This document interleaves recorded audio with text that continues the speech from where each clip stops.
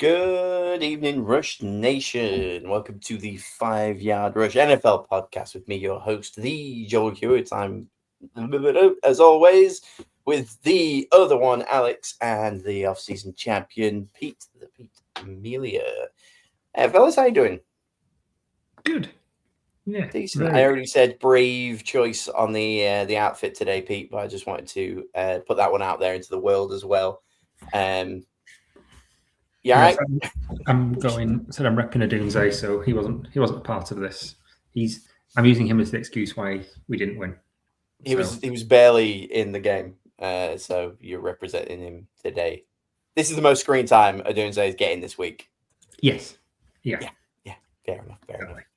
And you're fresh off a nativity, so you're full of that seasonal joy as well today. So that's pretty good.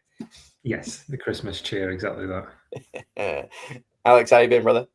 I am. I'm living the dream. The world is up and everything is righteous. Excellent. Love that. Let's just jump into some news, shall we?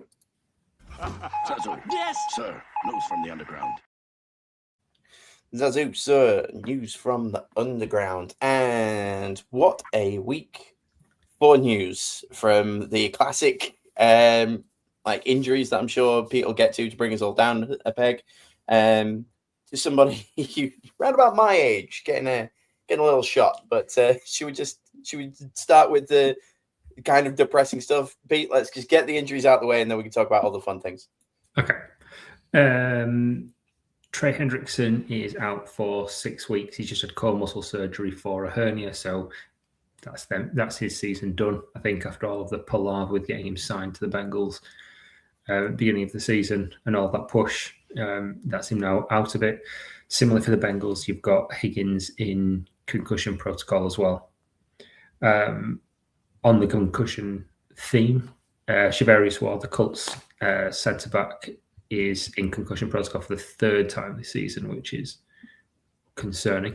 Very, very worrying for him.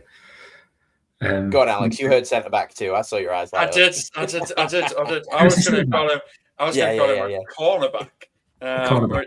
Which is where Shavarius Ward plays. But he is right in the centre, back in that concussion protocol.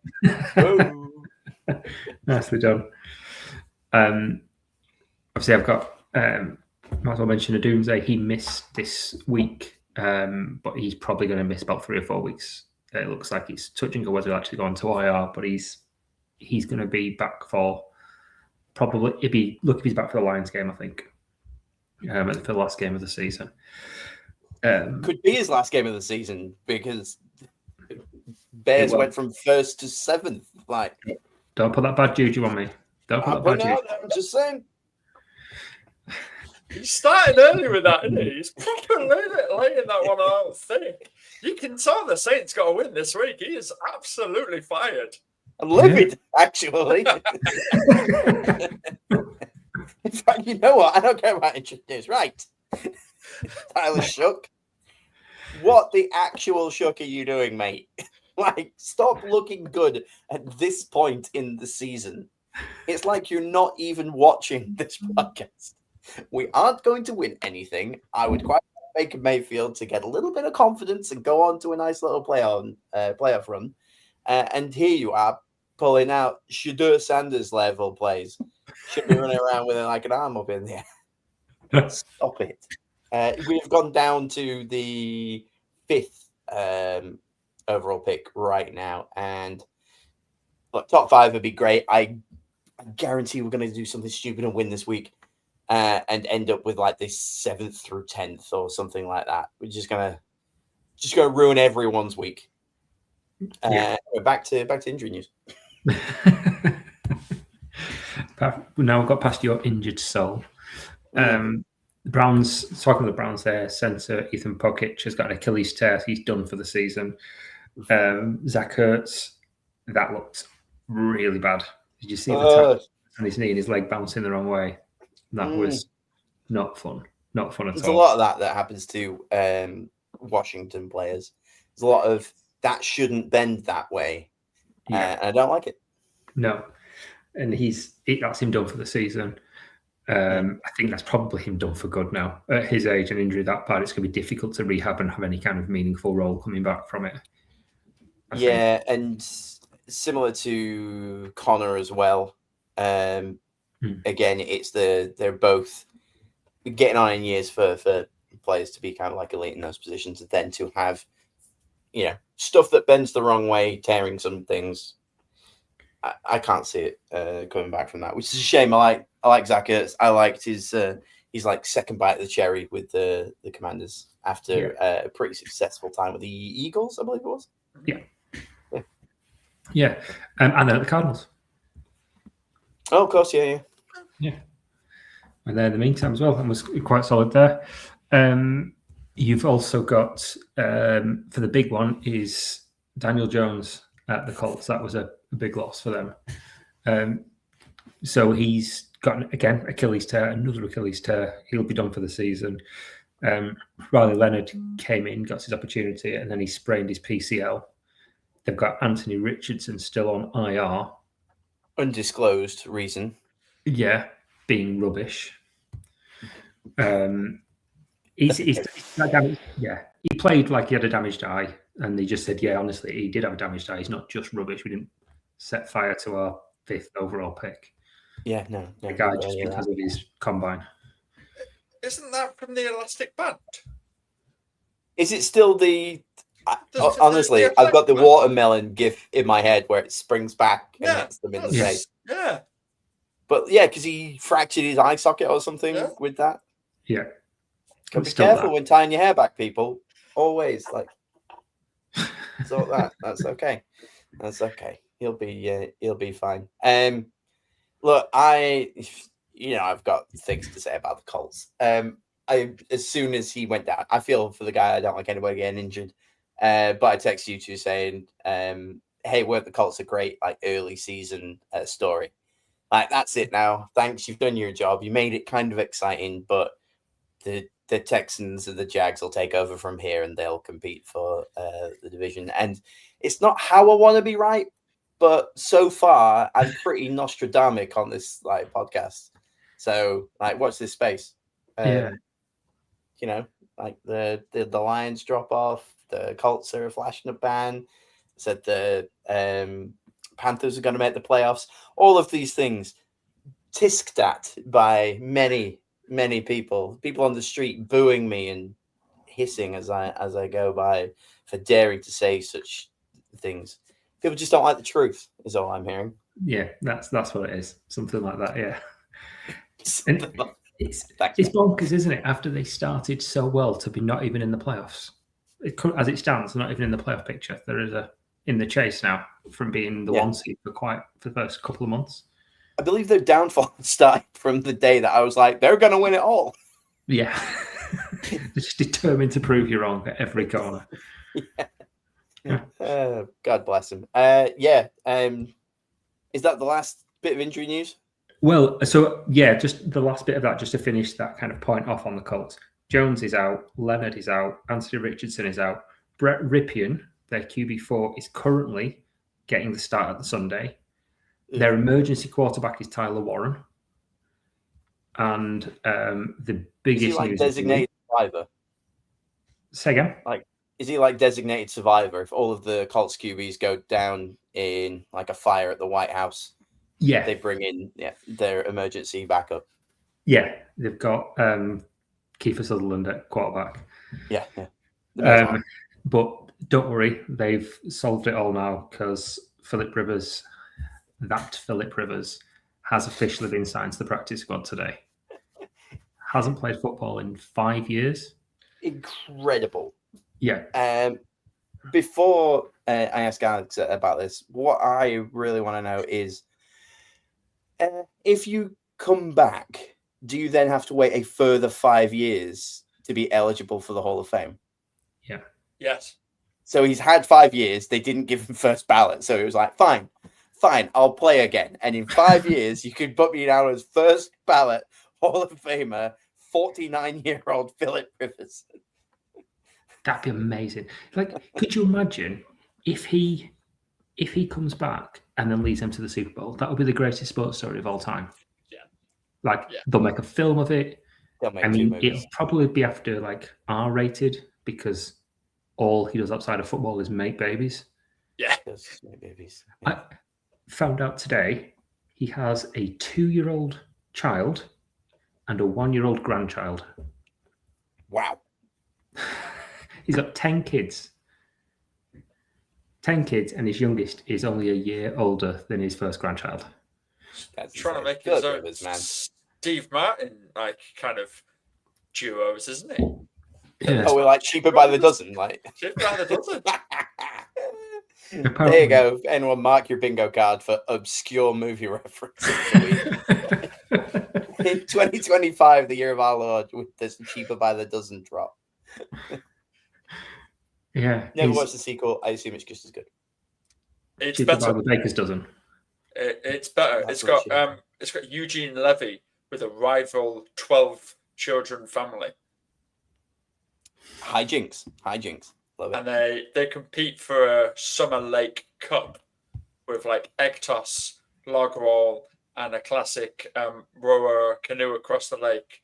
Although, spoiler alert, and I'll put spoiler alert, the eldest of Steve Martin's children is heavily pregnant, and her water breaks in the water as they go, and all the kids bond together to try and get them there. It's a cute story. Taylor Lautner's in that movie. Wow. There we go. And much like the Colts practice squad, I assume everything that you just described there. There's an egg and spoon race, and they've got a tug of war that Phil Rivers, because Phil Rivers watched Keeper by the Dozen, knowing that he was going to recreate it, and was like, "Guys, I've got it. Don't worry." Alex, do you have any other thoughts on Steve Martin movies or Philip Rivers besides the Colts? I wanted to play a game with both of you, if that's okay. Sure. Yeah. And I hope that neither of you have cheated, because I've seen that probably Pete's read it, and so has Joe. So, can both of you name the UK official number 1 when Philip Rivers was born? Which was, it was in the 8th of December, 1981. December 81. I'm going to say, oh, I've not read this, but I'm going to make a guess. The fact that you're making a story of it. Is it Kate Bush? It's not. No. Is it Wizard? I wish it could be Christmas every day. It's not. You say it was born in December? Yeah. Early December. Yeah. So maybe a bit early for the Wizard one. It was maybe. not. It was. It still is why, which is really quite funny. It was Human League. Don't You Want Me? Oh, yeah, okay, yeah. They do. And then, can anyone name the UK official number 1 when his last start was, which was the 9th of January, 2021? 2021. I'm going to check out some... What's him from One Direction? Not Tomlinson. The other one, Watermelon Sugar guy. It was not Harry Styles. It was not Harry Styles. Nah, that'd be my guy. 2021. It was not. It was another pop band. Pete, if you want to guess, but I'm guessing it's probably about 5 years too late for your music taste. Exactly that, yeah. Yeah, he stopped in 2016. That's where he peaked. It was a band called Little Mix. If either of you have ever heard of Little Mix, Oh yeah, I've heard of Little Mix. Yeah, Like, just because you did one of these before the show, mate, don't give me that.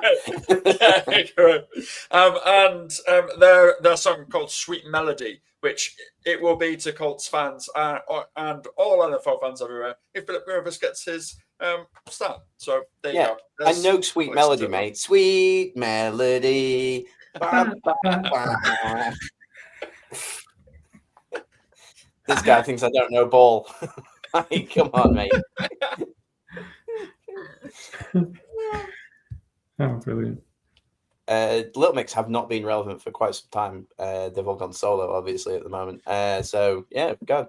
Philip Rivers still doing it in 2025. Have we got any other good news stories outside of like pensioners getting paid? We have got one, and it's another bingo card tick off. It is our relevant college news story of the week. Ooh. So Ohio State made it to the playoffs, everybody. Well done, Ohio State. Well done to you. Their safety and one of their better players, Caleb Downs, has decided to tell his team he's not going to suit up for the playoffs. I'm out. Okay. I'm good. In today's press conference, he said, I love this team, but I have to make the best choice for my career and my family. He's going to not play again another down of football until the NFL draft. That's a long time. Yeah. That's a long time off. I get. And is he that good? I don't want to get injured.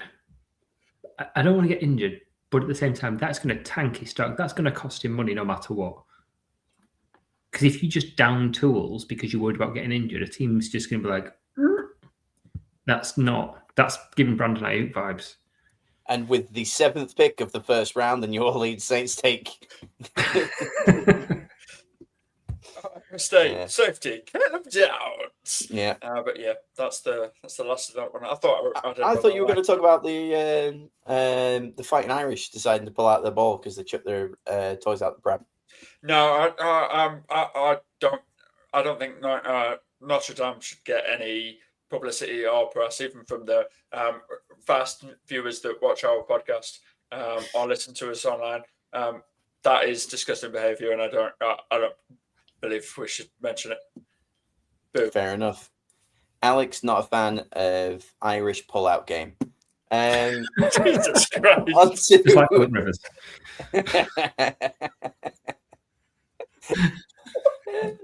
Let's have some bangers and trash. I've been looking forward to this one. I did it. Totally original, legal and distinct bangers and trash audio. Back to you in the studio.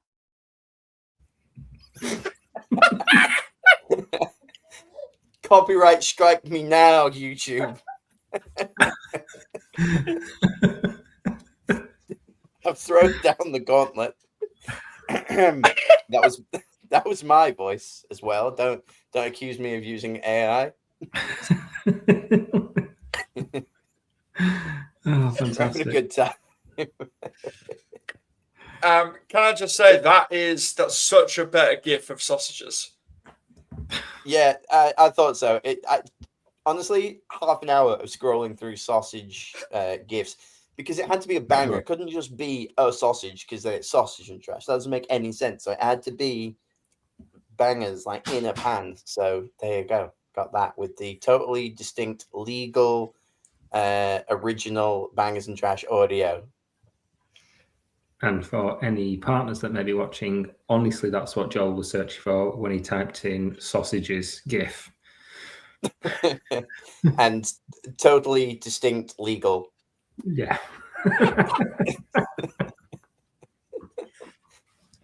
That was for the audio. Bangers and trash, mate.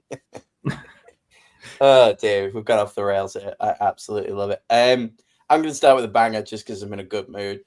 I'm going to throw it up for the Giants. Well done, New York. You won on your bye week. Without doing anything, they went up to the number 1 pick in the draft so far. So I just want to chuck that one out there. Jameis Winston just getting W's wherever he goes. And he was all over TV as well, wasn't he, this weekend? Oh, my God. That broadcast was mad. I saw their huddle. I don't know if that was live on air or before they went in. Everything I saw was strange. It was fully live. And then he wanted to give a W to Gronk, which was in the shape of a cookie. And then Gronk said, I don't eat W's. All I do is spike them. And then Jameis Winston looked like he got upset because Gronk was going to ruin his bit. And then, oh, man, it was like he was giving affirmations to not only everyone on the squad, but all the teams they were covering. He was bigging the Rams up. Oh, man, he is definitely going to be a member of that Fox crew when he retires, whenever he decides to do it. And now I know that you find him insufferable. But he's going to give us so much joy every week, and I really want him to get a horse live on set. I forgot what we named the horse in the group chat. We were having a good time. he feels like he could play that kind of Michael Richards role in the studio. You know what I mean? Where he's the humor, and if he doesn't take himself too seriously, he'll add a little bit of levity in there, and it'll work really, really well. Remember, it's in short bites as well, so you can flick to something else in your quad box. There'll be all sorts of stuff. They'll be throwing him out of an aeroplane to do a report. He'll be live fighting a hurricane. He'll be baking cookies on a beach somewhere. Like, he'll just be doing all sorts of crazy news reporter stuff whilst trying to comment on actual sports. They're like, can we legally fire him out of a cannon? And he's there lighting the fuse, being like, too late, you know. The name of his horse was Duval, and that was that was because he operatically sung Duval, which obviously is the Jaguars like thing that they do. So Jameis Winston. And you said he sounds like he's calling his horse, and then that led to his horse is probably called Duval. There it is. Nice. Jameis Winston. And somehow the Giants being on a bye week ended up being a banger. Who's got anything for me? You got any bangers? Got any trash? Legally distinct. Can I rip off a plaster? Can I? Please. In the bangers, can I put the Packers? Yeah, go on, mate. And I want to specifically call out three particular players. Firstly, it was a brilliant game. Anyone who watched it, really fantastic game. I could have put trash for a few people, bangers for a few people. Could have put trash for the refs. The refs were awful. They were awful in favour of the Bears mostly, but they were awful no matter what. There were some really questionable decisions all the way through that game. But I've got to call out Christian Watson, Keyshawn Nixon, and Jordan Love. Absolutely balled out.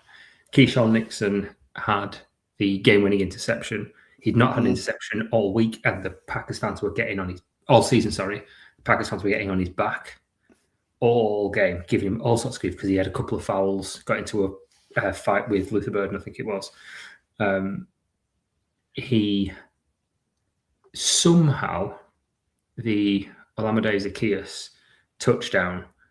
He did the perfect coverage, big dive, and it just shot through his hands. I don't know if you saw it. I don't know how he didn't catch that. I don't know how Zaccheaus did, and I don't know how he didn't, because it just went straight to his hands. So he did everything right. It was just so much velocity, he couldn't get his hands on it. But I thought he played really, really well all game. He made a few really, really big stops in there and really stepped up. And if anything, the reason the game was as close as it was, apart from the refs, was Jordan Love and Christian Watson were too good. They just kept scoring that quickly. They were just absolutely... Watson had Bayard and CJ Gardner-Johnson on toast. And he's ripping off these big plays. So the offense would come on, just go, yoink, make a huge play. Apart from the final touchdown, were in, scored, and off really quickly. So their defense just got absolutely knackered, which meant in the second half, the Bears came back and made it really, really close. And that was just, because the defense was absolutely gassy. And Parsons said afterwards that it's not fun constantly having to deal with that run game, not getting a rest, having to chase Caleb running around. I thought the Packers were excellent. Jordan Love was superb. I saw a thing earlier on PFF gave him a perfect rating being under pressure. So on the blitz, under blitz. So when he was blitzed, he had a 99 QB score, which is ridiculous because he was just Bears blitzed and he just let off massive touchdowns. I think 2 or 3 of his touchdowns came from that. So fantastic game from him. They played really well. It was a really entertaining game. I wish we hadn't had the interception at the end because Ben Johnson's already said if the Bears had scored that touchdown, they'd have gone for the 2-pointer. So it's a shame that we all lost that drama of the 2-point conversion, which would have won or lost it either way. Yeah. A really, really good game. Well played to the Packers. They were the better team on the night, and it shouldn't have been as close as it was, to be honest. Ben Johnson, my golly gosh. Ben Johnson also said that the final play call worked. Because it did. I don't know if you've seen the clip, but it completely did. Cole Kmet's defender dropped, Swift's defender dropped, like to GJ Moore. Nixon made a heads-up play, and that was awesome. It was incredible. Because he was covering DJ Moore, wasn't he? And then he stepped off to cover. That's it. And like, that's not coaching. That's not scheme. That's not that. That's just pure individual brilliance of reading football and going, nah, this is that. I can make the play to save the game. And obviously he did. And it's those fine margins. But like the other thing that if you are a Bears fan and watch it, because obviously we've got Pete and me and Joel have decided to jump on the Bears bandwagon, don't get discouraged because Jordan Love balled out and Caleb Williams was Caleb Williams. Like what you were watching was a second-year QB in a first-year QB system versus a sixth-year quarterback with the same coach for all 6 of those years in his system that's been perfectly molded around to fit him. Yeah. So, like, yeah, you nearly got one. And that would have been historic because you always get battered by the Packers. But, like, there's horizons. And you saw Caleb make some fantastic plays. There's a couple of things. That phenomenal pass to Cole Kmet down the sideline, the touchdown pass to Zacchaeus, the big explosive play to Devin Duvernay, of all people, who's normally only special teamer, for a big chunk gain there. There wasn't a single explosive play from the run game. All explosive plays came from passes, which is a bit different. And actually, if you looked at that touchdown at the end, like you said, Keyshawn Nixon did that fantastic play. It was just a timing thing. If Caleb had thrown it quarter of a second earlier, it probably gets to Cole Kmet and Nixon doesn't get there. If he'd have held off a quarter of a second late when Nixon moved off, DJ Moore was wide open. It was just really bad timing on that, a little split second either way, and that's a touchdown and they've won. I still didn't like the play call overall. I think I'd rather have gone for the first down and it ate up a bit more clock, because if they'd have scored and got the 2-point conversion, I think it still would have left about 30 seconds, 40 seconds for Jordan Love to get downfield in the way he was playing. Because Ben Johnson even said that, and I suppose that's the biggest testament to how good Jordan Love was. He said they got the ball about 3.5 minutes and said we can either go down quickly and go for big plays, and if it doesn't work out, we've got a chance to get the ball back and get another play, or we just eat up the clock and make this our only drive, and we just go all in on this drive. And he said because Jordan Love was playing so good, we don't want to try and score quickly and then it go back to Jordan because he was killing us on big explosive plays. So he said, well, let's just eat up that clock and pay respect to him. Yeah, wasn't a bad Bears game, was a good Green Bay game. That's the kind of thing. Like I didn't catch the very end of it. I was like half asleep by that time. Long day out and about with the fam. But from the bits that I was watching, I just really enjoyed it when it was early doors, low scoring. They just kept kind of like trading back and forth, and it really.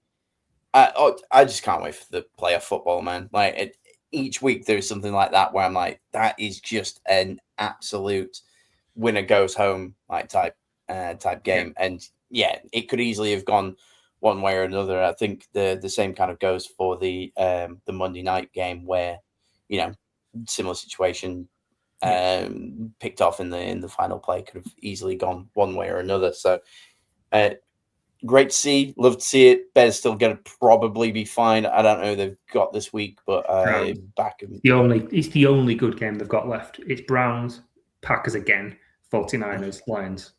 So it's a brutal end, but Browns should be the gimme, you'd hope. Yeah, and they're going to have to go all out in that last week as well with the Lions, because obviously divisional and all that stuff. Nobody's going to be sitting anybody. The playoffs are going to be there for the taking. Decent. I'm going to toss it over to Alex. Got any bangers or trash for us? We've been quite positive. Yeah, let's talk about the Lions.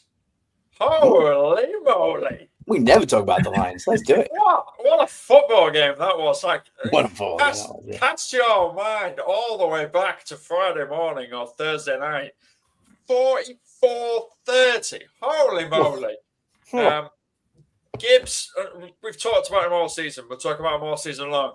That kid's a monster. He's an absolute freak of just nature. He's awesome in so many ways, and I love it. And the reason why I love it is because he has now absolutely battered some very, very legendary players with what he's managed to do.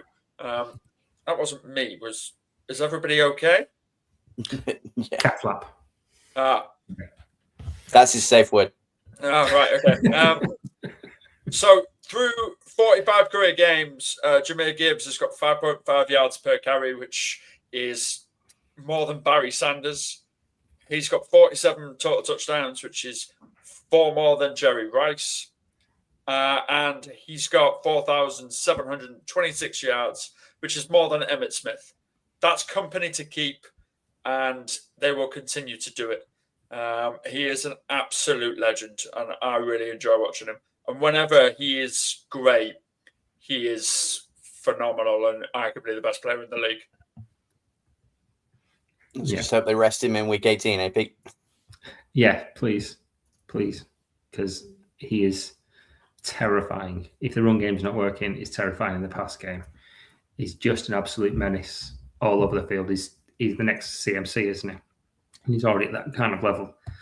And he's doing all of this behind a beat-up O-line as well, which is even more impressive. I mean, I guess we could talk about Jahmyr Gibbs till the cows come home. But, God bless. I'm going to... I want to talk about the bunny in the room. Pete, you brought this to my attention. I'd just like to bring it up. Quote from I think it's Ashley Sullivan on Twitter. I won't call it the other thing. The Eagles have installed a positivity rabbit into the locker room. It showed up today, and the offensive line stressed to me they are not sad. They just want a good vibes bunny. It's amazing. It's like, 9 feet tall, like 10 foot. Happy Easter bunny rabbit inflatable thing, just like bang in the middle of the locker room. It obviously brought some good vibes, but not a win. Not good play. Not good play. No. If they had him at corner, maybe. Right.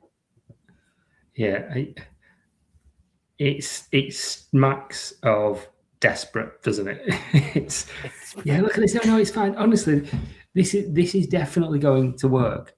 It's like a dad desperately trying to save his marriage, with just those really last minute. Oh yeah, this is definitely how we solve all of our woes, by getting an inflatable bunny. Inflatable bunny. It's a classic move.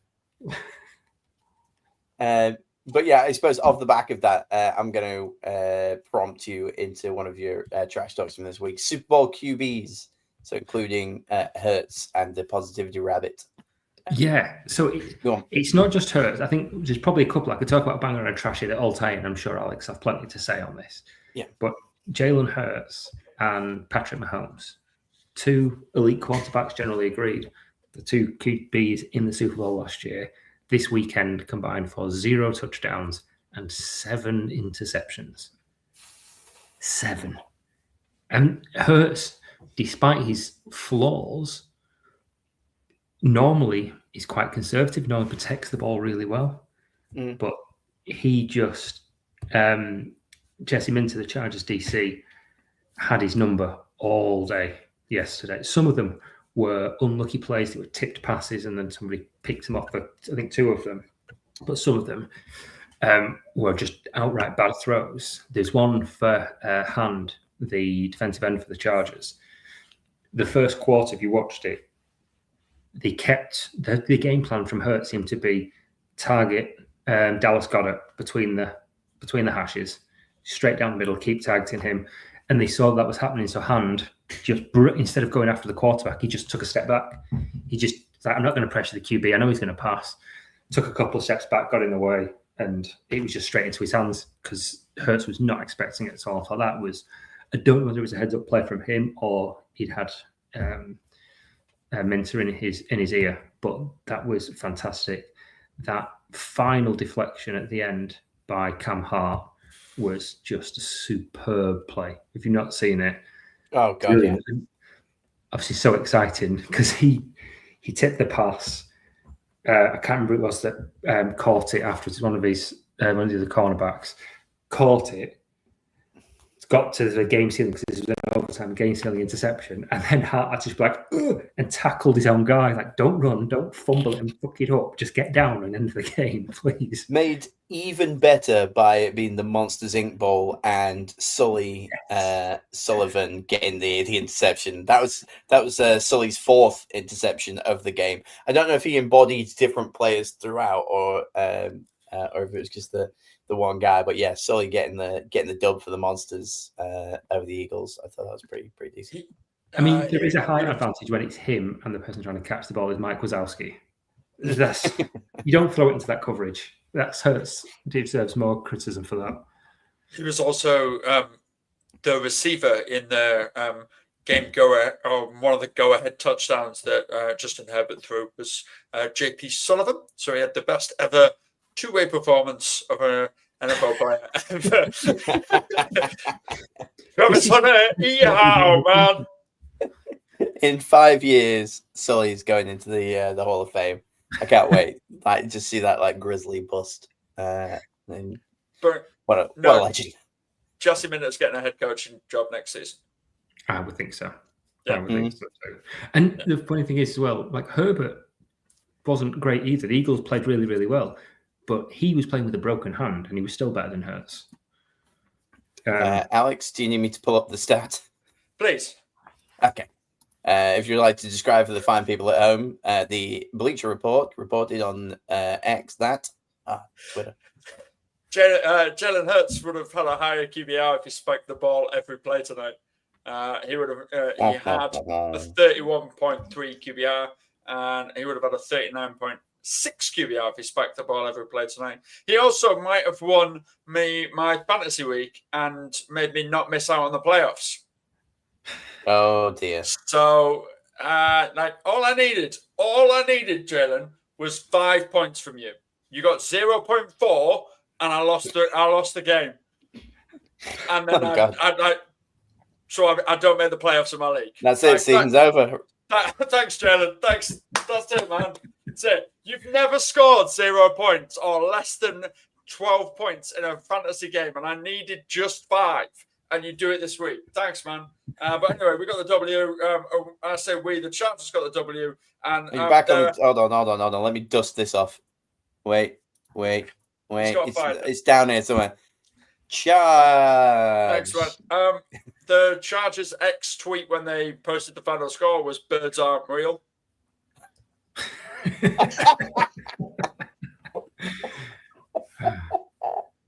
Chargers social media team always wins. Jim Harbaugh said, "I put it in the discussion with the birth of my 7 children, my marriage. It's in the conversation." and who could forget a $262 million quarterback absolutely blanking the reporter at the game, the end of the game. Just walked away constantly 3-4 times and was like, "Yeah, I don't actually really want to talk to you." That was really bad from him, actually, to be fair. I didn't like it. But he's the only NFL quarterback in the Super Bowl era to complete under 50% of his passes, throw for under 150 yards, get sacked 7+ times, have multiple turnovers, and still win. Incredible. And the Chargers also called out our friend Adam Rank as well. Did you see that? They did. When the worst person you know made a good point, and it was the thing where everybody picks the Eagles apart from Rank. Also, final 1 point. Shout out to the 6 Broncos fans that were in the Eagles end. Was it just like hanging around? Yeah, there were 6 fans all wearing the bright orange of the Denver Broncos. Sat in Philadelphia. Well, there's not really ends in football, which again is something that weirds me out as a football fan. But whatever, there were 6 Denver Broncos fans sat in the stand that is normally reserved for mega Philadelphia Eagles fans. So I hope they really enjoyed the game as well. You utter tools. They were just thinking this is where we secure top seed, and we just want to cheer on the Chargers losing. Oh yeah, maybe that was it.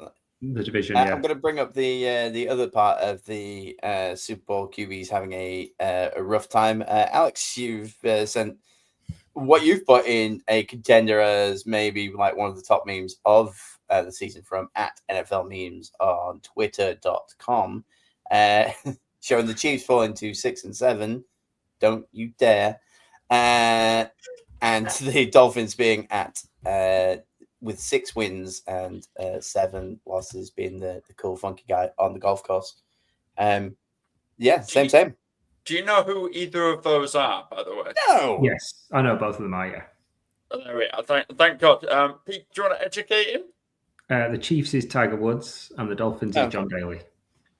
So, right, okay. So John Daly has a thing that he now plays on his YouTube channel in bare feet and drinking considerably, and just absolutely rips them and is an absolute legend. The reason why I think that's probably the meme of the season is not for those two teams in the same category. I've seen it used so much this year. Yeah. Like, it has been used for everything. The most common person that is John Daly is the Carolina Panthers. Like, that's the ones that I've seen this season the most, because they're the ones that have shocked everybody the most. But it has been used so much, and it has brought me joy every time, because as a fan of golf, I know how great Tiger Woods is, and I know how not great John Daly is. And that's not, and please, let's bring out the second obscure movie reference. I'm not excluding John Daly's performance in Happy Gilmore 2. He was excellent in that movie. He was really good. He deserved all of his plaudits for it. He was hilarious. But on the golf course, John Daly is a questionable human being. Fantastic stuff. I'm gonna bounce off of the back of that, keep the good times rolling. The 6-7 Miami Dolphins. I came across a banger this week, and that is that the Dolphins can still make the playoffs if now. Get your pens and pencils ready for this one. Clearly, the Dolphins have to win their last 4 games against Pittsburgh, Cincinnati, Tampa Bay, New England. Pretty tough, not impossible. Stranger things have happened. Okay. They also need the Colts to win 1 or less of their next 4 games against Seattle, San Francisco, Jacksonville, or Houston. Colts probably going to lose all 4. That's a shoo-in. Chargers to lose against all of the their next 4: Kansas City, Dallas, Houston, Denver. Possible. Yep. Yeah. The Chiefs to lose 1 game out of the Chargers, Titans, Broncos, and Raiders. Again, Chiefs are definitely going to lose 1 more game. And then the Ravens to also lose 1 more game. So Cincinnati, New England, Green Bay, and Pittsburgh. The Ravens are going to lose one of those. So as long as the Dolphins win their 4 games and the Colts only really get... I think the Chargers losing out is going to be the difficult one. Yeah. And the Dolphins can still make it. And it's got nothing to do with the Bills, which is crazy. Yeah, that's bizarre. If they come in as the 3rd team from a rubbish division. Yeah, essentially, yeah. They could just sneak in. I actually think that could be...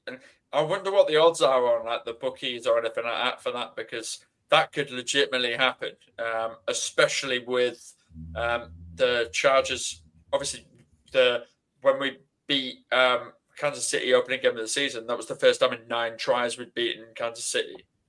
And then you're looking at Dallas, who the main one is Dallas in Dallas, or is Dallas in LA? Because if Dallas is in Dallas, Dak Prescott has not put up less than 30 points this season in Jerry World. Houston, obviously, their defense just rocked Patty Mahomes. And then Denver is Denver, so they'll probably win 10-7. Cowboys are in SoFi, but there'll be more Cowboys fans than Chargers fans. It's like a home game. That's probably true. So again, and it's a dome as well, isn't it? So Dak could probably throw for at least 30 points. And if Herbert plays the way that Herbert's played last night, he won't manage to get 17 points. So he'll be the situation. That possibly could happen. And that's mad. Yeah. I mean, this is my like quite a one difference of between the Eagles D and the Cowboys D. So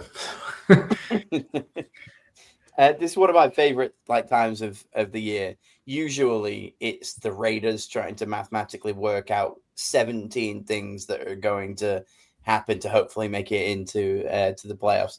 So it's usually like week 15, but obviously they've added a week. So maybe next week there's going to be more of it. But there's only, I've got the list here of people eliminated.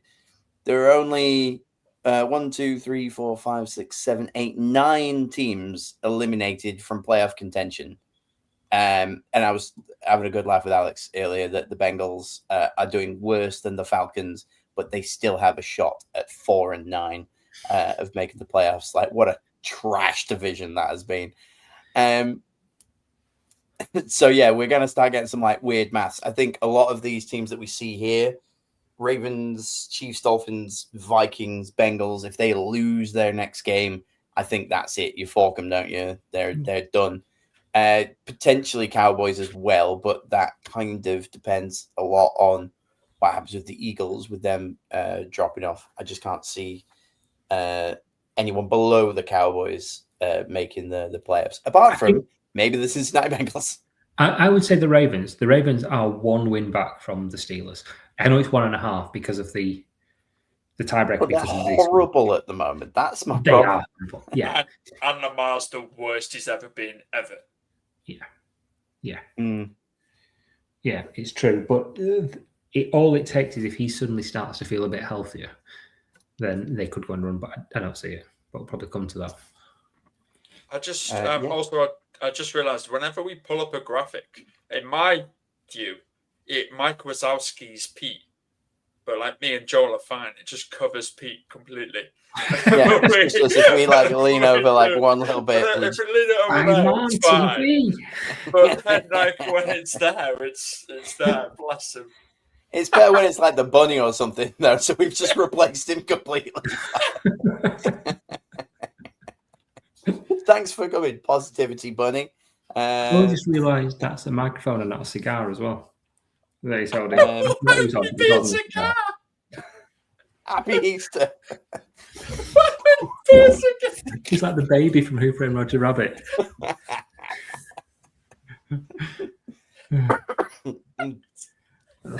Okay.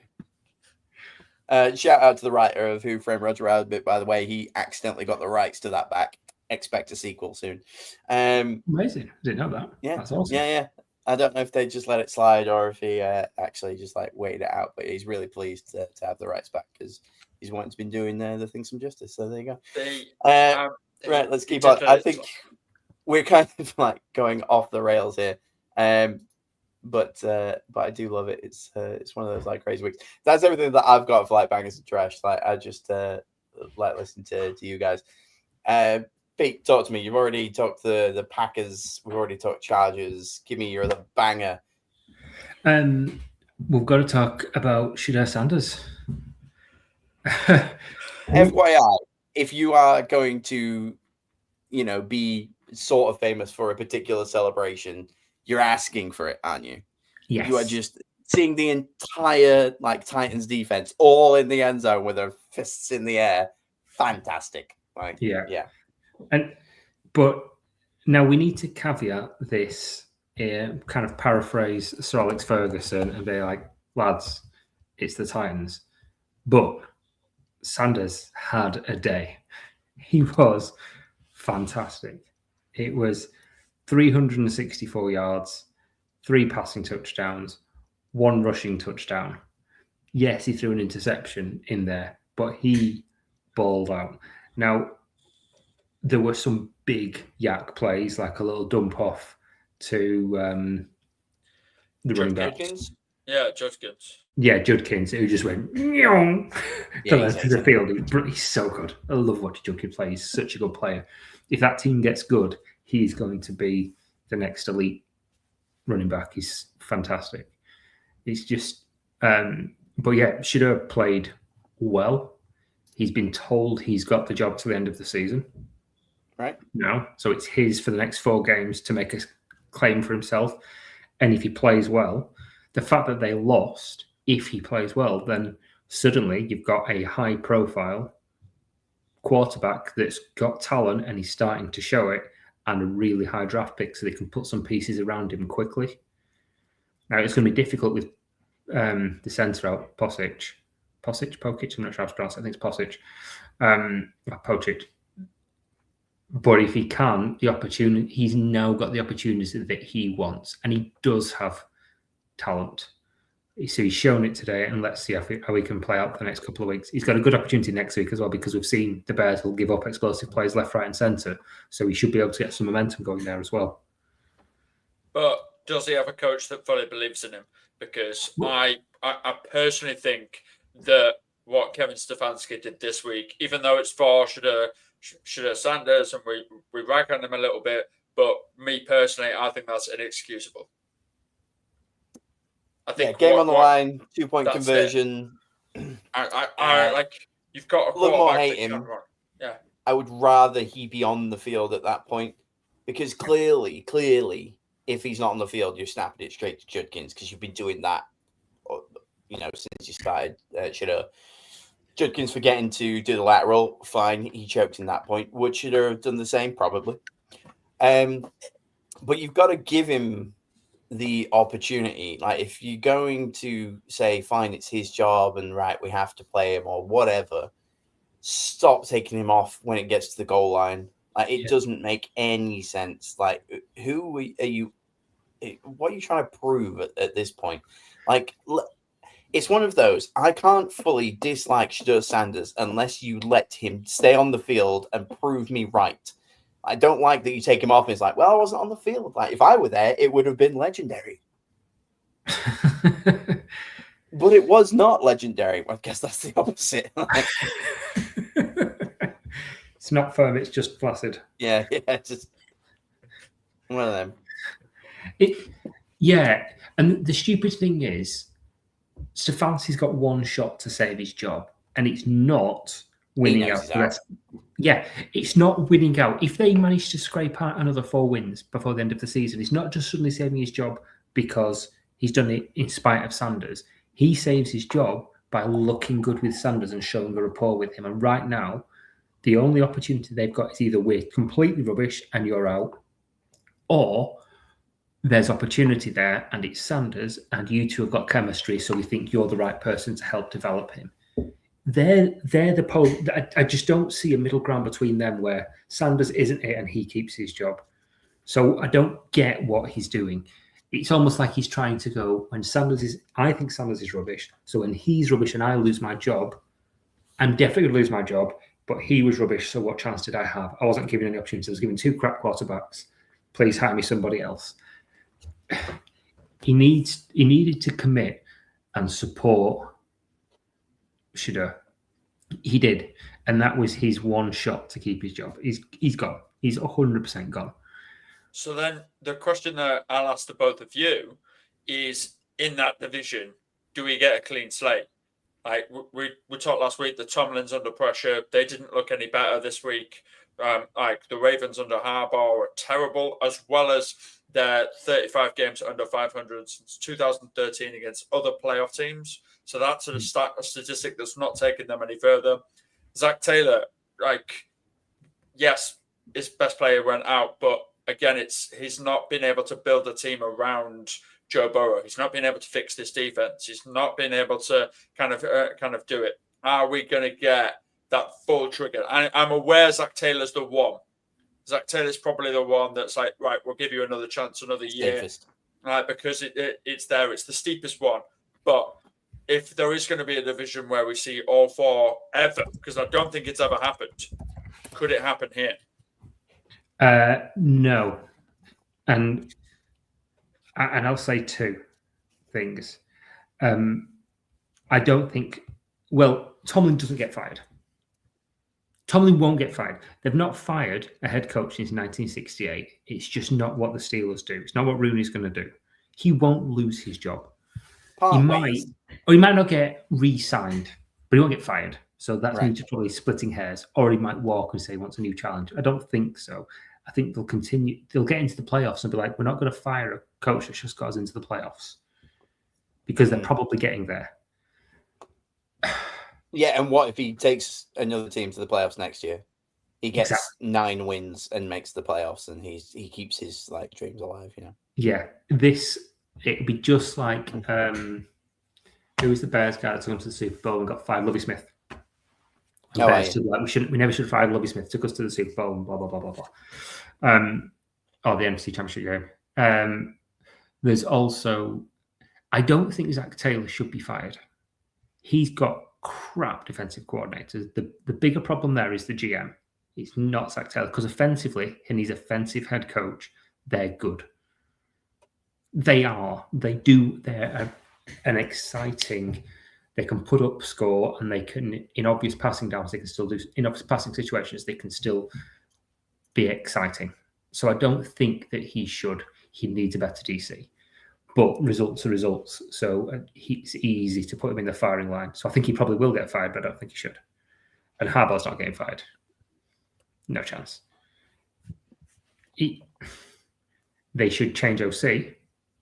Categorically, they should change OC, but I don't see Harbaugh getting fired. So I think there'll be a lot of coaches being shuffled about, but not necessarily head coaches when it comes to that.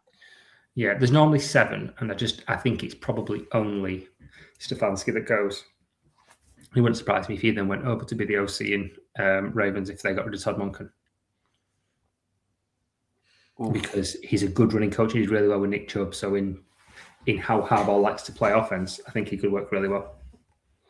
Yeah, and then you've got a in-division coach of mine that, it's A, is used to playing against all of your opponents anyway, and B, knows one of them like the back of his hand. Things you hate to see. Like if you're the team that lose them, it's... C just has to hire bodyguards for the rest of his life, because Brian fans will try and assassinate him. That's right. You don't even need the allegedly there. Browns fans will come after him. That would be not worse. Allegedly. That is happening. That would be worse than like when LeBron left and people were burning his shirt. That would be the betrayal of all Cleveland, that you go to Baltimore to be their OC, a team that stole our team. It would be I can't see that ever happening, I must admit. But if it does, please inject it. It would be great. Yeah, that was one exchange I had on TikTok. I think it was after last week, where somebody said, "Can we not just ship the Browns off and get a new team?" I was like, "You already did that. We got the Ravens." It's like, why not again? Like, all right, fine, fair enough. Like, we can't just keep making the Browns a different team. Like, let's stop. God bless them. Alex, you've still got some things that you want to talk about. Talk to me, Goose. Can we talk about George Pickens losing his mind? Yes. Yeah, we can talk about George Pickens losing his mind. Yes, we've already discussed kind of Jermaine Gibbs being absolutely amazing and this game being incredible. But Richard Sherman, yes, that Richard Sherman was doing the telebroadcast for this game for some strange reason. I've got no idea why. He has no link to any of these teams and isn't charismatic at all. I'm firmly on the George Pickens bandwagon of hating Richard Sherman, but I am very, very. I'm both sides in this, because George Pickens was awful on Thursday night or Friday morning, whichever time zone you're in, and that one catch that we've seen 20,000 times.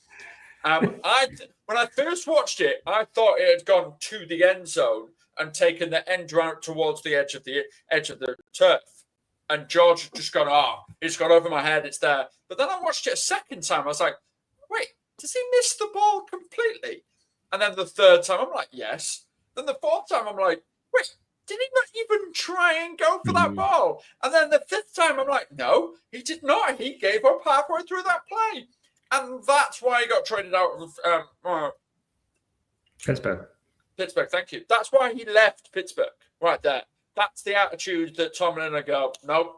Or Rodgers would watch it once and go, nah, we're not having that. That's not there. We need to die for this team. We need to be this. And also probably he did that. But in a classic wide receiver petty stance, Peter, thank you for this because I wouldn't have found it. I have been told by our presenter and extraordinaire of Joel, or the Joel Hewitt, that I'm allowed to read this. So, because if you missed this, there's something about people with your particular hair color being accepted in a community that Pete and I are not. Let's just say that. Okay. But is it because I'm ginger? I think it's because I'm ginger. Anyway, but this was on George Pickens' Instagram story the morning after he saw Richard Sherman's comments. This is a team game, IMAO, which is I have in no my idea. honest opinion. In my honest opinion, I thought it was I'm laughing my ass off, but that's something else, isn't it? Yeah, LMAO. That's LMAO. Thank you. Or LMAO, Body Rock. Oh yeah. Oh, Rock. Jesus Christ.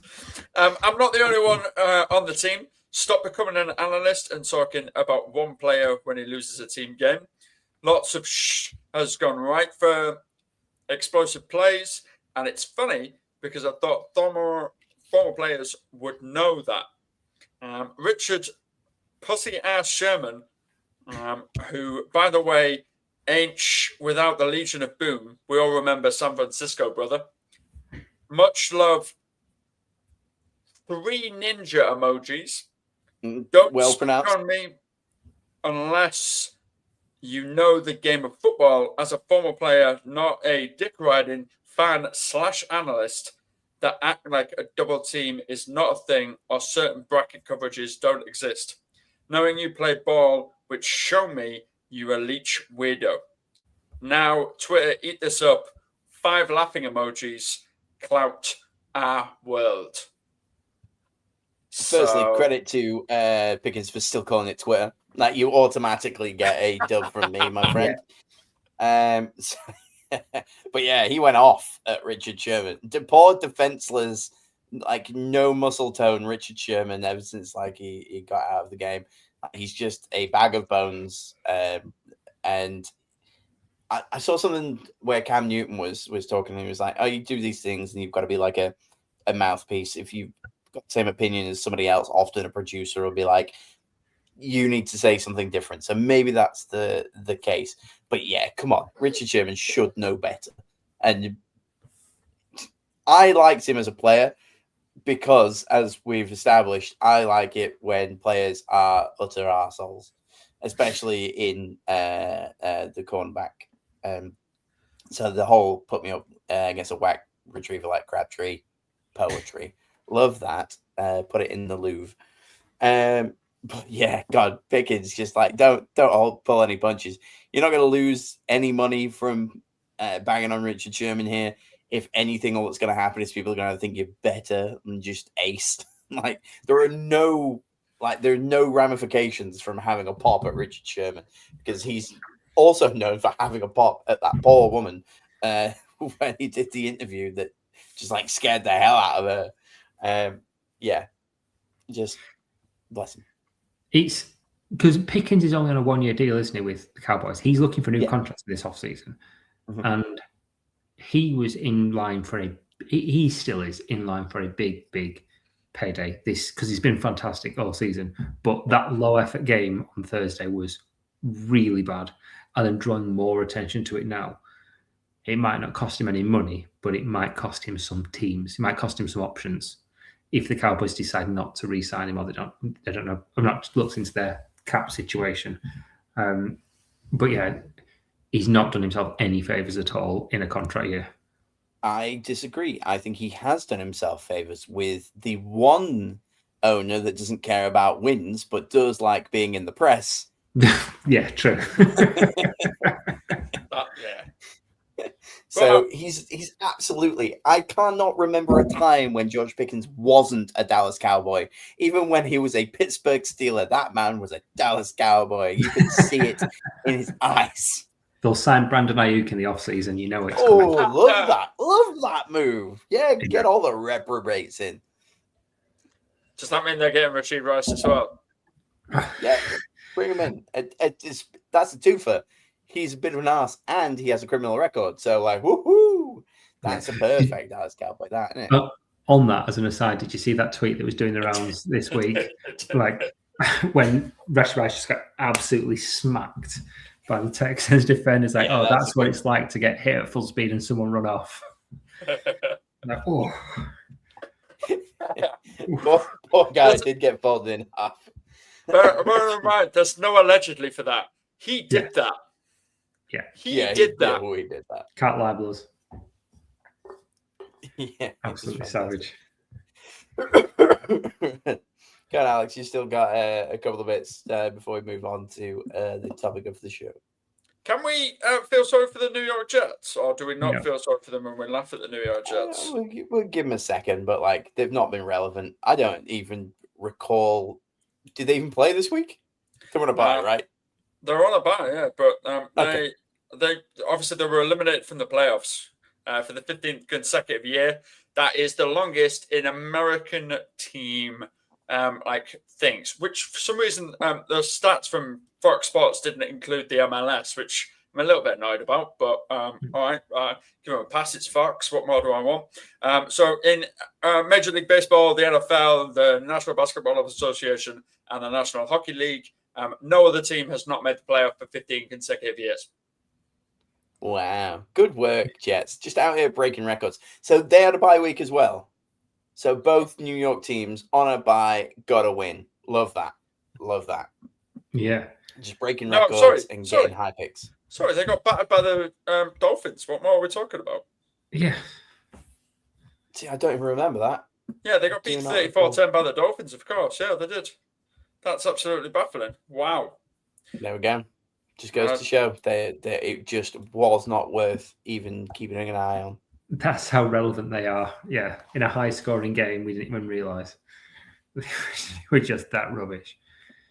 Which is a shame because you know I enjoy a bit of the Jets, and I like a rubbish game as well. But I don't like a blowout. I like two rubbish teams going against each other. Mm. I like fumbles, and you have the ball. Oh no, it's okay. You have a go. That kind of good stuff. It's like Browns Titans. Perfect.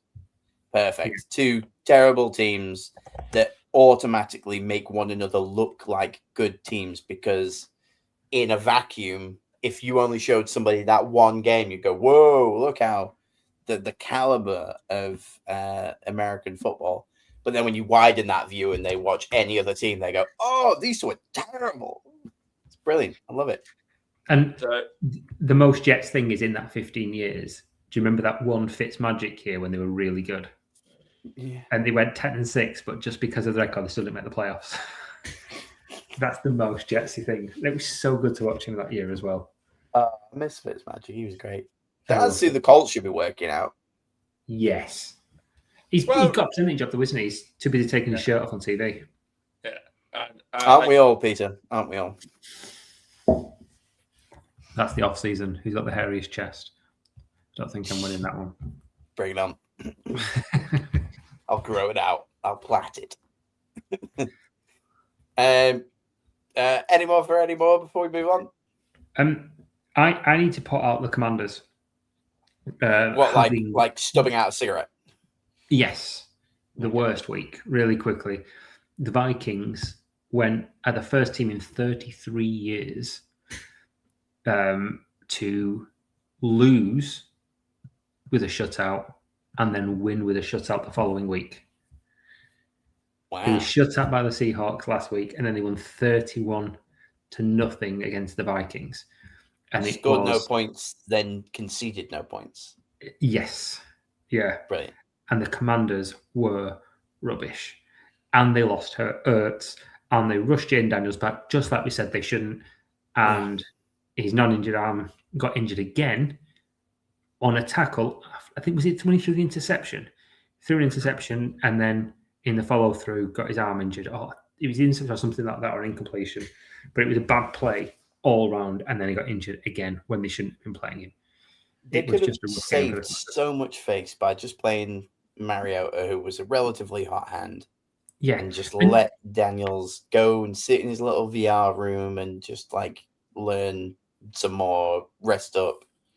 You look confused. Have you not heard about him, like his VR training? Oh, yeah. No. This is what he did before the season started, wasn't it? Before he even became a pro. Yeah. So he's got like a proper full-on like VR rig that he has, like, and just like plays it all out and just he's the full lawnmower man experience. Yeah, but he plays it at 2 times speed to help his processing. Oh yeah, I forgot about that. Yeah, so that's what's helped his processing. Just like, right, get these plays in, load them all up, and just play it really, really fast, and just get the ball out quickly. And wow. And we said it before, and I won't harp on about it, but Dan Quinn's job wasn't at risk. So use the excuse of saying we're not going to play him. Get a really good draft pick, get an elite piece.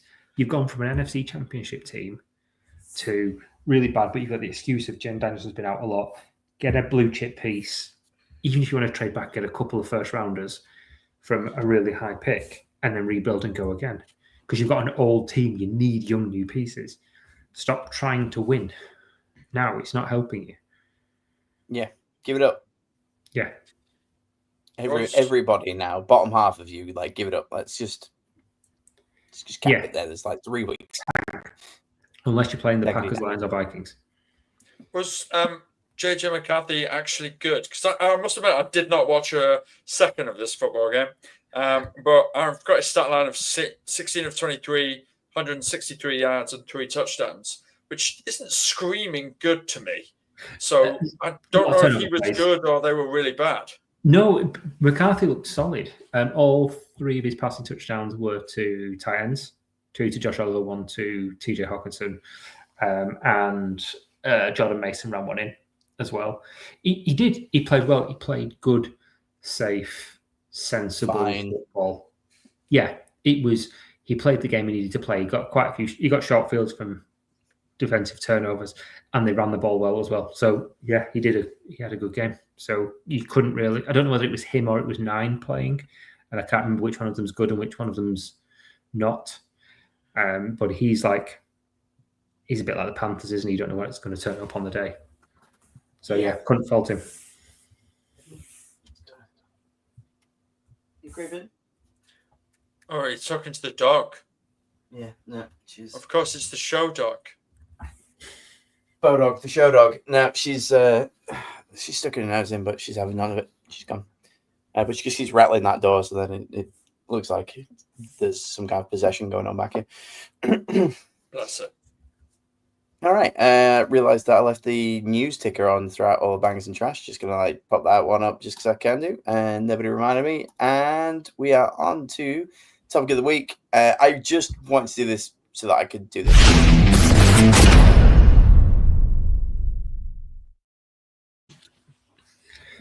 Anybody listening at home, the topic of the week is bye, because there ain't no lie, baby. Bye. And the drop that I had, I managed to steal a top of the pops performance of NSYNC doing the dance because Alex asked me to do it, but I will not. Even though I probably could, maybe next time, off season, I'll work it out. But yeah, so yeah. Bye.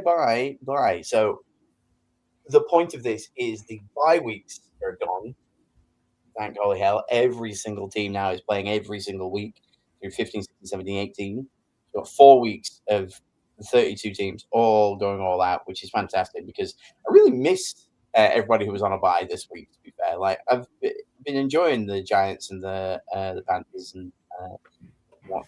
So happy to have all of them. But also, it's a double entendre in a different type of way where who are we just saying bye-bye to? We had a look at the earlier of teams that are eliminated. So obviously we've already got the Giants, Titans, Raiders, Cardinals, Jets, and Falcons. But close behind them, you've got the Bengals, Vikings, Dolphins, Chiefs, Ravens, Cowboys, and that's the kind of like bottom half of everything. Who do you two think? Are we just like saying they're done? Like we've got no faith in them making it. The Chiefs. I'm forking the Chiefs.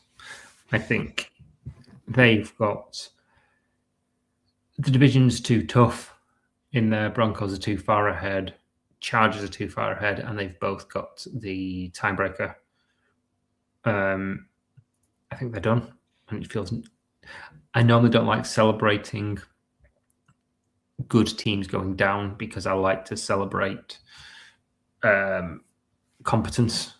But yeah, I'm sticking a fork in the Chiefs. They don't look good. They need a refresh, and they won't get it. I just don't see it. My algorithm really algorithmed this week, where I've had every other video has been a low light package of the Kansas City Chiefs. Look, just because I don't like Patrick Mahomes and I still hold him accountable for Alex Smith losing his job, I don't mind the rest of the team. But what I do enjoy is one of the great things about the NFL is that it always felt like anybody could kind of win it, like season in, season out. And although the Patriots did a lot of the time, I don't think I ever truly got sick of the Patriots winning it all the time, because it kind of, to me, felt a bit fresh that sometimes they lost it. Yeah, they won a bunch, but there was different kind of matchups and it was still kind of fun. What we've ended up with Kansas City Chiefs is just the same kind of playoff run from them all the time, and that just bores me. And so them like dropping off peg pleases me in the fact that it just kind of opened things up a little bit. Also, the talk of Mahomes is clearly going to outshine Brady. I didn't believe that in the first place because it's mostly recency bias with that. But what's he got? 3 rings of 5 Super Bowls, still really great. And can he win 4 more? Yeah, maybe. But I think the drop off now, we're seeing a drop off where you didn't really see much of a drop off with like Brady. Brady never had this season, did he? Apart from when he was injured.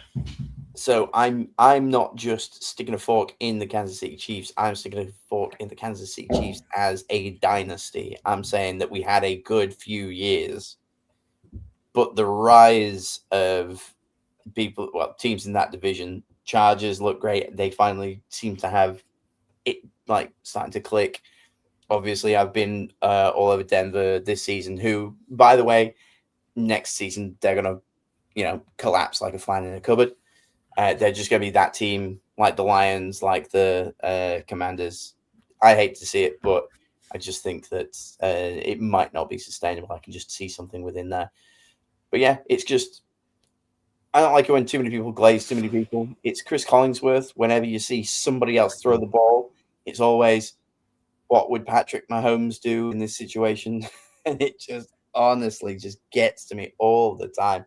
So yeah, it's not rooting for them to lose. It's, can we finally start talking about somebody else? And so far, because of the kind of drop off of them and Mahomes, there's not another golden child that everyone's gravitated towards. Conversations have started to widen out a little bit. Yeah. And that's way more interesting TV. We don't talk about like Mahomes pretty much at all, apart from when he has a bad game, because it's, or at least it was a surprise. We'll probably talk more about Drake May than we do about Pat, because Drake May's out there doing Drake May things. Yeah. Also, shout out to Mrs. May. She's just doing the baking Christmas thing. She's just absolutely crushing it. Keep doing what you do, darling. So yeah, absolutely. See you later, Kansas. It's been, I can't say it's been fun. I just don't want to anymore. The team that I am getting rid of is the Lions. Still, I am standing here as a person at the beginning of the season that was telling you the Lions will not beat the Lions of old. I just think that division's too tough. And they've not done anything to kind of like wow me. They're sat 8th in the NFC right now. It's going to be Green Bay and Chicago from there. Obviously, there's often 3 teams from one division, but I don't know. As good as Gibbs is, I just still have that feeling that Detroit are done for me. And then I've just looked and they've got the Bengals, Browns, Ravens. No, wait. That was their earlier schedule. Whereabouts are we? I cannot see there. If for the Lions to come in, they're getting rid of one of the Rams, the Seahawks, the 49ers, the Packers, or the Bears.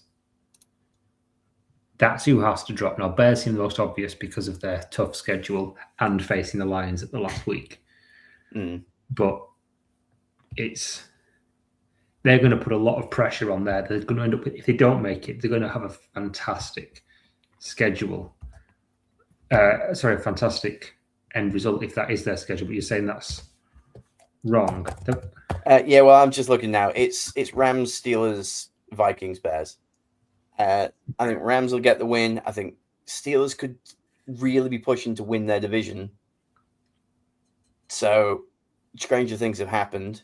They'll beat the Vikings, and then that Bears game will be winning in, I think, between the two of them. I think that's inevitably what the show writers really want from this, is to have that interest in Week 18, which is what they really want by always having it as a divisional thing. And it's for me as well. Oh, is it? Yeah, that is tough. Yeah, that is tough. Yeah. It's the Lions. Alex, is there anybody that you've had enough of that you're just calling it now? I know that I can't take no more. It ain't no lie. I want to see you out that door. Baby, bye to the San Francisco 49ers. I'm sick of it. Get out of my life. I'm sick of it. Wow. Nice. I'm absolutely sick of it. They're currently not in the playoffs as we would end the season right now, which makes me... With 9 wins is crazy. They are, sorry. They're in the... they're the sixth. They are the 6th seed, so I apologize. The Bears, the 7th. But their schedule makes me feel like they're probably still going to make the playoffs, and it hurts. They have the Titans, the Colts, the Bears, and the Seahawks. They will beat the Titans because it's the Titans. They will beat the Colts because the Colts are not going to win another game. They will lose to the Bears, and I hope that the Seahawks game is winning in, because the Seahawks have an equally difficult game or equally difficult schedule. They have the Colts, the Rams, the Panthers, and then the 49ers. So the Seahawks, if they manage to get two of those, the Rams will also be their kind of division seed split. So it will be easier for the Seahawks to qualify over the Rams, because the 49ers don't have any divisional stuff over the Rams this season. So that's my thing. I want the 49ers gone. I don't like them. I think that they have picked the wrong quarterback half the time this season, and then picked the right one the other half. I really hate that their wide receivers half-ass it half the time. And I'm just not a big fan.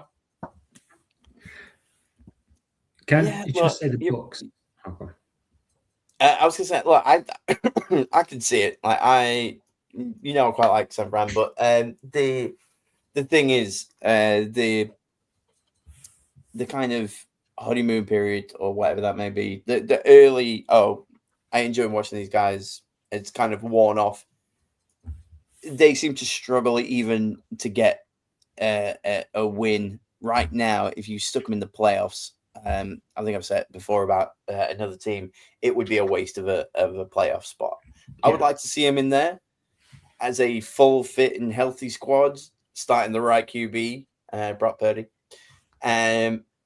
but not the San Francisco 49ers that we've seen for the past 5 or so weeks. If they show up and play like they could do with a full squad, then it could be fun. But now I wouldn't be too sad because, to be fair, the Rams and the Seahawks getting in is plenty for me because they are playing exciting football. Both of them you could see like in a Super Bowl, and the Niners could cost, the Panthers from getting in, potentially the Bears from getting in. Cowboys even still have a shot.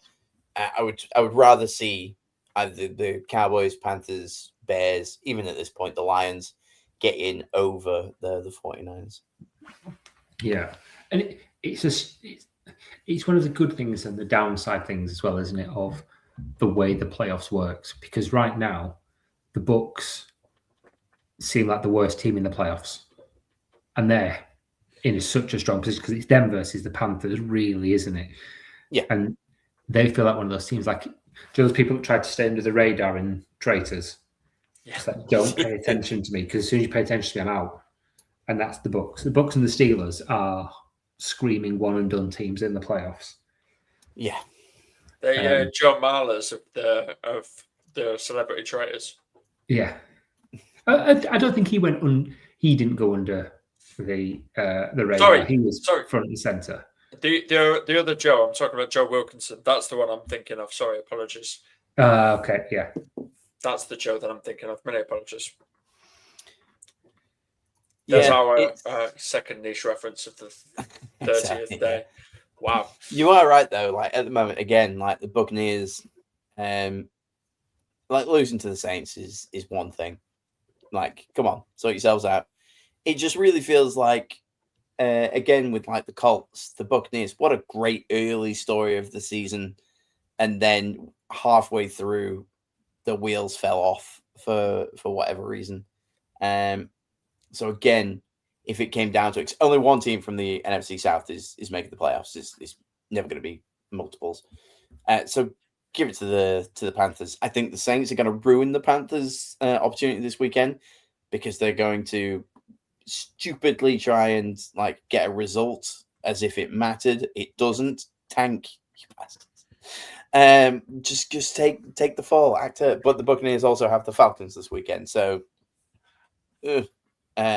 But what Falcons shows up every now and again, they just go out and blow somebody out of the water. So who really knows? No, I would rather the Panthers get in than the Bucs. But right now, if the Bucs get in, boy, they're going to be that scrappy underdog, don't you? They're going to be that wild card. Baker Mayfield is going to like break both legs and still play. There's going to be ears bitten off. It's just going to be the Lions from a couple of years ago, like we'll take it down, but we'll bite your kneecaps on the way up type. Well, at the moment, they play the Seahawks. Good game. It's a win-win for me, that. So that would be that. Didn't and they played earlier on in the season, didn't they? And the Buccaneers won 38-35 in what was a amazing game and absolutely awesome. There was 24 points in the fourth quarter and there was 29 points in the third. So like that was when Sam Darnold balled out and had like 350 yards and 4 TDs, wasn't it? Yeah. So. Yeah, and they were both at one point like backups for on the Panthers, weren't they? And it's just like a great like story for it, which I'm sure if the playoffs ends that way, then we'll get a lot more highlights of those. But we've got to remember if we get to that point, Sam Darnold in the playoffs is the Sam Darnold the Jets drafted, and not the Sam Darnold that the Vikings took to the playoffs, and now the Seahawks took to the playoffs. So just got to be careful with that. And you would also have to imagine that Baker Mayfield doesn't have his first, second, or third top receiver. So we can't really blame him so much, but is there not a free agent out there? Why did Adam Thielen go over to the Pittsburgh Steelers? Could have been the number one at the Bucs. They were really close on my like suggestion with the Steelers because like I'm done. that thing's a mess. But the thing is, also Ravens suck, Bears suck, Bengals suck. Somebody has to be awful. the tallest midget, and at this point, it's the Steelers, isn't it? Like, they're going in to the playoffs because the other three are fighting over who can be worse. And it's one of them. So I don't know. Like, the playoffs will be great this season because the 1 seeds are going to be legitimate, like, good teams, because New England will finish that 1 seed above the Denver Broncos, and the Rams will finish the 1 seed over in the NFC. So, like, yeah, the playoffs will be really good. I can't wait. I'm so ready for the playoffs, man. Like, I hate that there's 18 games before the playoffs. I like that there's more football. Don't get me wrong, but I'm ready now. Like, I could just be in a coma for 4 weeks. Wake me up when the playoffs happen. That's it. I don't know. Let's do it. Let's go to the...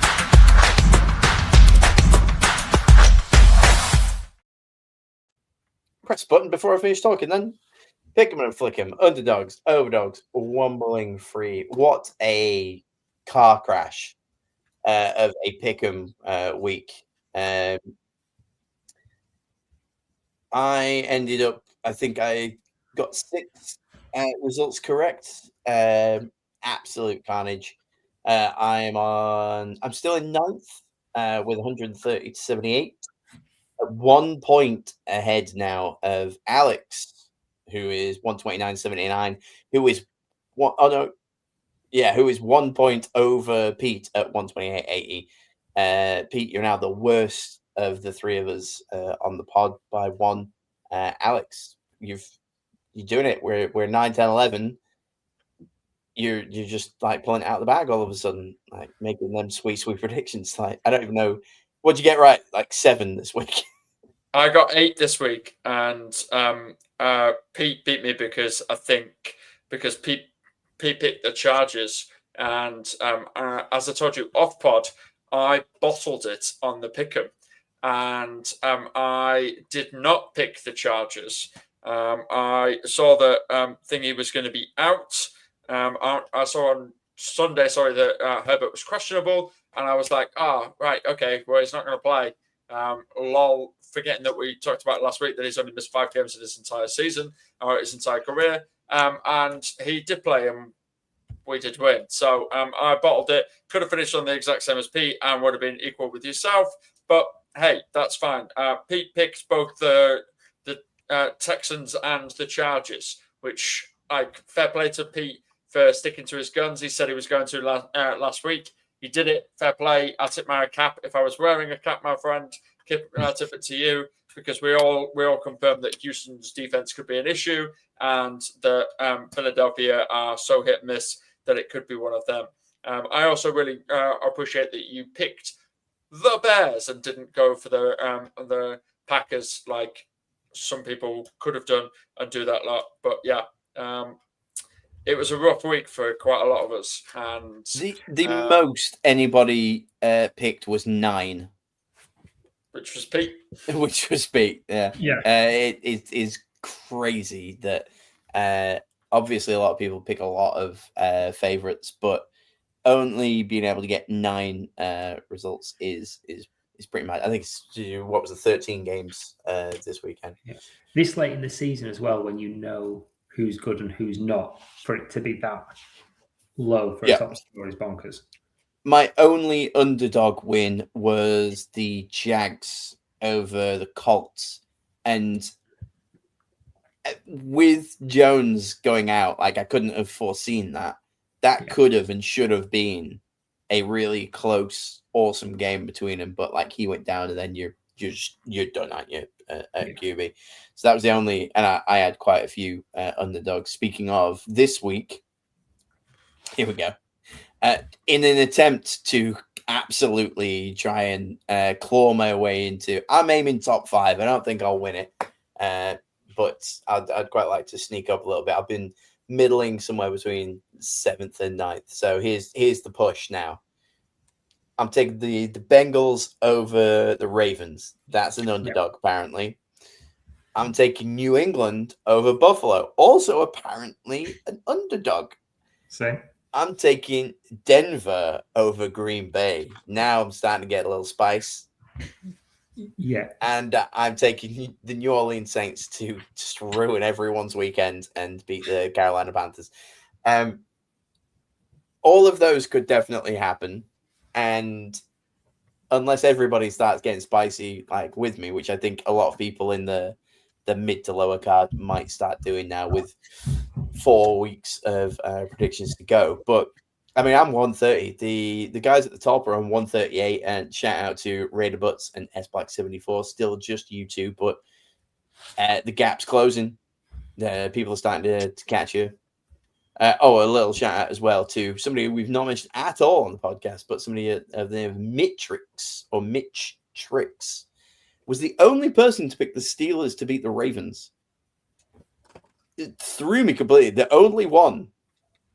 I was even saying to Alex pre-pod that I was putting my ACCA on, and I was like, oh yeah, clearly the Steelers are going to beat the Ravens. So my accumulator said Steelers, and my pick'em said Ravens for some reason. I have no idea what I was thinking. I mean, Mitch. No, he's a Packers fan as well, so it's maybe just cheering for Rodgers.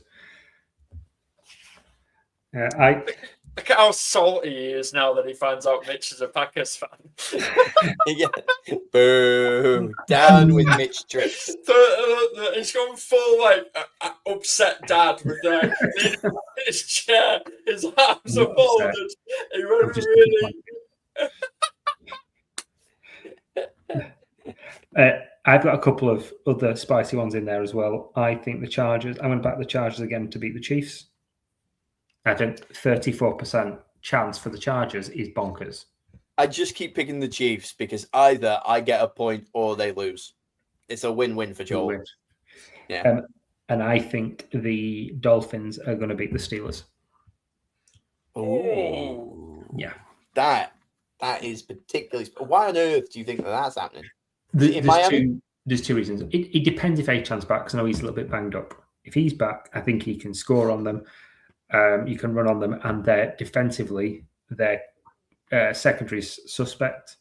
So I think that Waddle could have a big game. So I think I don't trust the Steelers. I don't think they're a particularly good team, even with Rodgers in there. If the Miami offense gets hot and the Steelers defense has that in them to let that happen, Rodgers won't be able to keep up. Not this iteration of Rodgers. However, it is in Pittsburgh, isn't it? Yes, it is. So in December. In December, Tua won his first game ever, pre or below 40-degree weather. Before that, he was 0-8. Momentum, baby.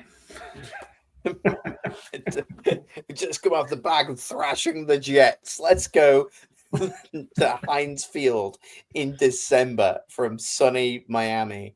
I will not call it whatever it's called now. I don't care. That's going to be a snow game, and all we're going to see is Tua just absolutely shivering his little asshole. No, he's going to be like one of Terry Pratchett's trolls. In the cold weather, he's going to get more smart, more intelligent, and he's just going to come out of his shell for the first time ever against a semi-competent team. Pete reads books, everyone. He just wanted you all to know that. Do you want to plug your little book Instagram while you're on it? No, the book Instagram is only for me. Pete reads is only for me, not for anyone else. All right, I'll share it out to everybody. Alex, you got any underdogs, overdogs, wobbling free? They've all unfortunately been said, except from you even said the Bengals, didn't you? Yeah, that's everybody has been said. Everyone else is probably going to win because the Rams are definitely going to beat the Lions. The Cowboys are going to beat the Vikings. The San Francisco 49ers are going to beat the Titans. The Panthers are going to beat the Saints. The Seahawks are going to beat the Colts. The Giants. I'm a bit confused why Denver is an underdog against Green Bay, but I'll take it. Yeah, I've done the same. I thought that was a weird one, but I can see a world where the Packers just come in and just eat Bo Nix alive. Yeah. I think that's a fascinating one because both got elite defenses. The Broncos offense has done enough. I think Jordan Love probably looks better, which is why they're the favorite. But I think, I'm cheering for the Broncos, and that's not just because I'm a Bears fan. I think the Broncos will do it. That whole afternoon slate, the 9:25 kickoff, is just bangers, isn't it? So Green Bay, Denver, Carolina, New Orleans, Colts, Seahawks would have. So you can't blame the scheduling gods on that one. All right, fine. Niners, Titans might be a bit of a one-sided affair, but then Lions, Rams, all of that is on easily digestible in bed at midnight kind of like TV. And I don't particularly care about Dallas, Minnesota, or Pittsburgh, Miami. So whoever scheduled them as primetime, fair play to you. Like, crack on, mate. God, out of the games I really want to watch, I'm clearly going to keep an eye on the Bears Browns because I think that's absolutely fascinating to see what's going to happen, both with Shador, the Bears offense, Shador, the Browns offense, and just the Bears in general have been indoctrinated to a certain extent. Might even wear my Bears t-shirt, got a little Fall Out Boy Chicago Bears thing going. Nice. I'm going to be betting on the over for interceptions for Shador Sanders. I reckon he's going to throw at least 2, probably 3. Ooh, nice. I think that piece. I'm going to check the odds on that because I reckon that's going to happen, and the Bears will win because of that. Interesting that Sky has 3 games on at 9:25 this week UK time, and 2 games at 5:30. So they'll be playing the Buffalo Bills, New England Patriots on Sky Sports NFL, but on Sky Sports Plus, they're going to have the Ravens Bengals, and then their main game at 9:25 is going to be the Lions Rams, but they'll feature on Plus the Colts, Seahawks, and the Packers Broncos. So it'll be intriguing to see what Channel 5 does. Yes. 5 can double up with Sky if Sky have already chosen something, but it's like a double header. Basically, Sky are allowed to show 2 games at the same time, and if they do, I think 5 can also show one of those, so as not to like monopolize it. They just get dibs. So I pick this game, you pick that game. I'll also pick this game. That kind of back and forth. I just had a thought then. I was like, we haven't spoken about the Raiders at all. Was I wrong in thinking that all the bye weeks were over? And I've just had to like have a little scroll and be like, oh yeah, it's the Eagles against the Raiders. That's going to be carnage, isn't it? Yeah, but there's a reason why we haven't spoken about the Raiders. Geno Smith. Yeah, it's Geno Smith. It's all his fault. Yeah. We didn't speak about them because it's Geno's fault. Yeah, like if you want to be interesting, don't be Geno Smith. Apparently so. It's just a score, unfortunately. Like, and then if we're really excited, we all think that the Giants are going to beat the Commanders, and then Jameis Winston's going to celebrate with Duval, like bringing out his horse. Bring out, his pony Duval. Like riding it around, just screaming Duval. Yeah, that's going to be good. And they said Winston's starting there. Is Dart not back? No, Dart's playing. Is he? Okay. Yeah. Well, that's good. So that'll be worth a look. I mean, what's going to happen is going to be a lot of people screwing themselves out of that top spot, but I don't think anyone really cares about having the number 1 pick this year. So they're like, one of us will take it. I reckon the Giants win that game, and then they go 2-11, and then I guess we'll just see what happens with the draft picks. Just absolute carnage. I love it down there. I think the Green Bay Denver is really the game for me this weekend. I've got Green Bay from the start of the season. I was like, they're going to the Super Bowl. And I've been riding the Broncos from like preseason, saying they're going to win the division and all that stuff. So it is a bit, I don't like it when mum and dad fight, but also I would like to see who will win out of like mum and dad. Right? So yeah, give me Green Bay Denver this week. Yeah. Personally, it's the Lions Rams.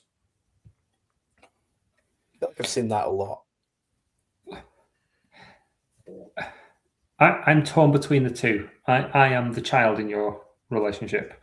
I'm more emotionally and at Christmas as well. Yeah, I'm more emotionally invested in the Packers Broncos game because I think the Broncos will win that. But I think for pure entertainment value, I think Lions Rams is going to be box office. So the answer is, who do you want to be with? Do you want to be with the more emotionally feeling one of Joel, or do you want to be with the fun guy that is going to be Alex? Alex, clearly, I'm fun dad. I'm going to spend my evening with my Auntie Sharon, Bengals, Ravens. I'm sorry you had to do that. That must be really rough for you at this time. I hope you get through it. And on that bombshell, Auntie Sharon, shout out. Thank you everybody for watching. We kept it under 2 hours this week, so everyone gets an early night, even though we started half an hour later. Thanks for watching. Cool outro saying.